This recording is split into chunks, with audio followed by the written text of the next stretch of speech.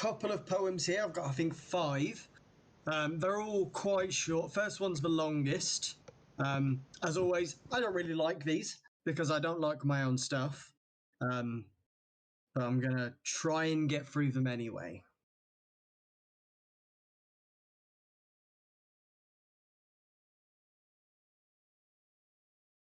Yep, So, go ahead when you're ready. I wanted a sip. First one is called Blood on the Bedsheets, and then in brackets, for ghosts of you and me. On the evening we broke up, you stayed at a friend's house. In that morning, that awkward morning, you started packing your things. I think you slept with him. Was my ghost there when he put his hands on you? Did you remember our first time tied together on your single bed? When you pulled him in, did you think of me? Did you think of me instead and tell him about us? Did you summon me afterwards, a lifeless facsimile, a phantom creature that even then would have been nothing more than the memories of how long it had been since we had touched each other?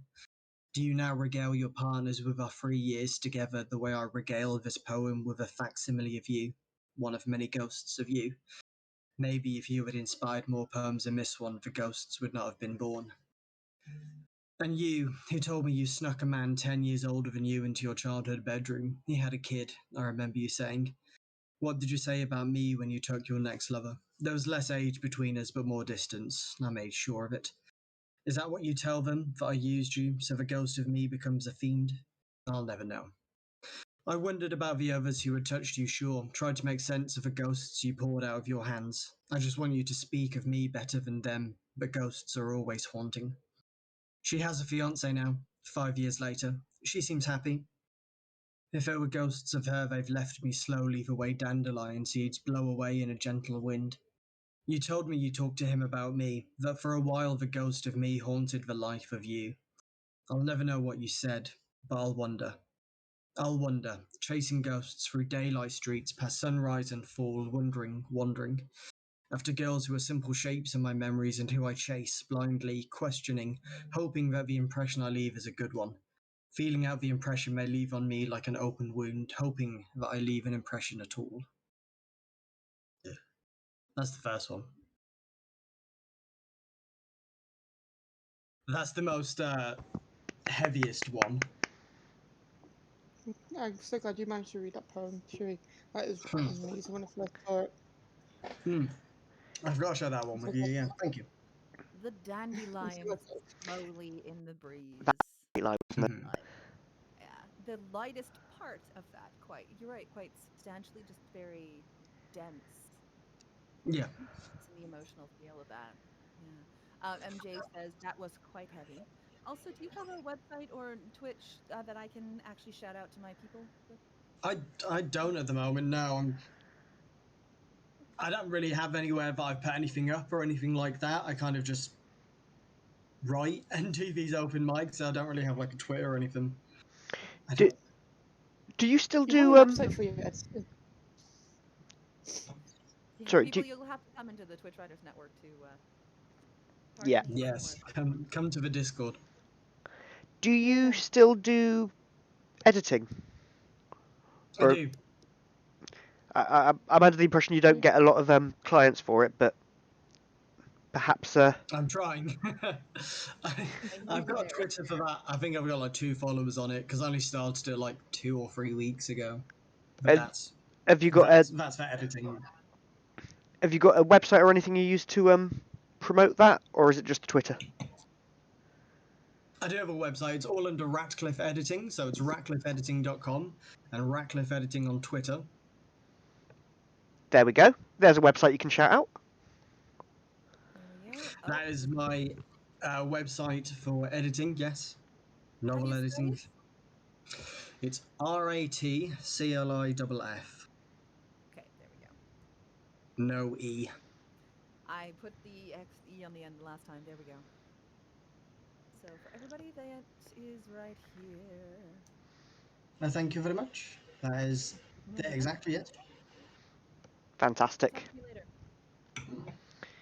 Right. Lovely little shout out. Do you want to read another one? Yeah, so next one. This one I did post on my channel, but I'm going to read it here quickly because I thought I would go to... This one is called 5/7.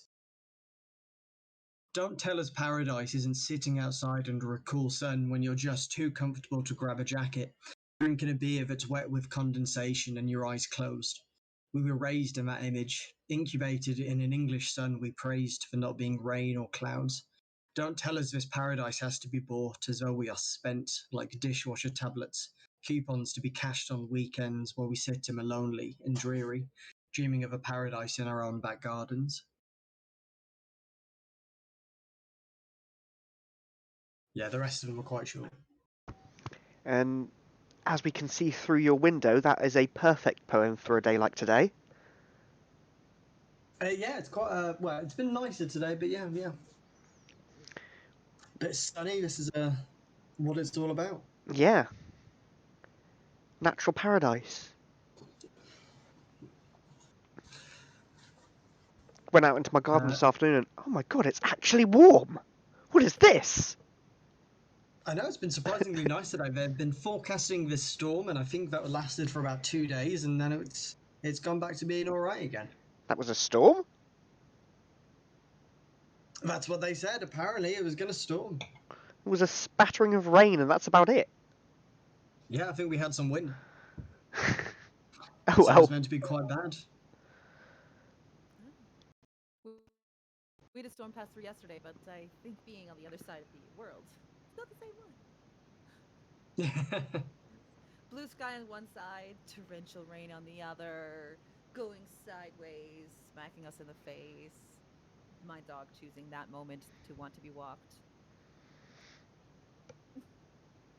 Yeah. Dogs are intuitive like that. Yeah. Yeah, I don't have much more to say on that particular poem because I did read that when you posted it up. I did, yeah. And When I wrote that, like, I'll do it at open mic because I know I wanted to do some poems today, so I wanted to read it. it's a good one.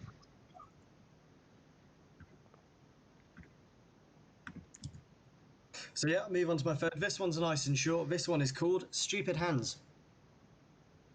Ever since Psychon, I can't stop thinking about my hands, measuring myself by my output, like I'm nothing more than the words I put on a page. I guess I'm not. I guess it would be nice to be able to write anything but me, but my hands won't let me. Stupid hands. That's that one. I don't know how I feel about that poem. I don't know if I like it, but it's like the shortest thing I've ever written. To write anything but me was that. Yeah. That's interesting. Because 'Cause everything we write is an expression of ourselves, isn't it? Even if we're writing as somebody else, it's still ourselves writing as somebody else. Yeah, I think it was more just because like all my poems are just like about me and like what I'm doing and all the crap that I do, and I wanted to try and branch out a little bit more, which is what I've tried to do with my poems I've written since, well, more poems more recently.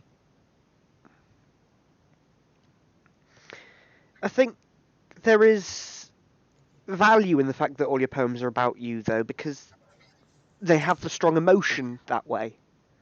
I don't mind that, and certainly I think I've kind of obviously that is what I mostly write about, and I've kind of got the hang of writing like that, but I just wanted to do more than just that. No harm in trying something different. You've got 2 more, right?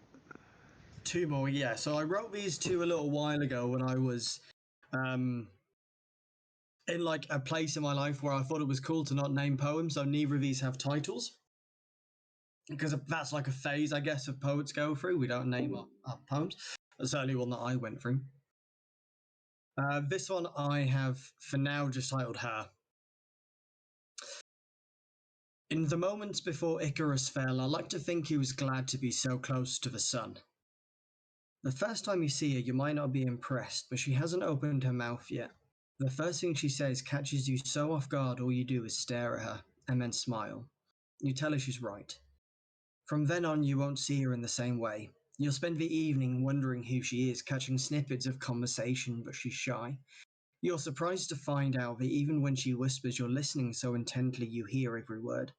You want to hear everything she has to say. When you leave, you won't think of her, but you'll think of her for every moment thereafter. wondering if you'll ever see her again. You doubt it. You think about her and think about her and think about her. And even when you know you're never going to see her again, you think about her. It's nice to give yourself up to the sun, even if all you're going to do is fall. I don't know if I like that poem either. Well, that certainly brought up some memories for me. Yeah, I think it's yeah, and her and the sun, and that's we don't necessarily always see a feminine sun in a lot of ways. Most mythologies tend to have a more masculine presenting sun, which I don't know why the sun, big ball of fire, would be gendered in the first place, but Right? so having it be a her is, it's bringing me back to that, to a few different mythological landscapes I know and love. It's always Good. interesting when you have a poem with you, giving that second person that because some people are like, oh wow, the author's talking about themselves, or they think it's kind of that trying to share an experience, and then other Hmm. people are like, how dare you tell me what I feel? How dare you tell me what I should be doing? And some people really, really dislike it.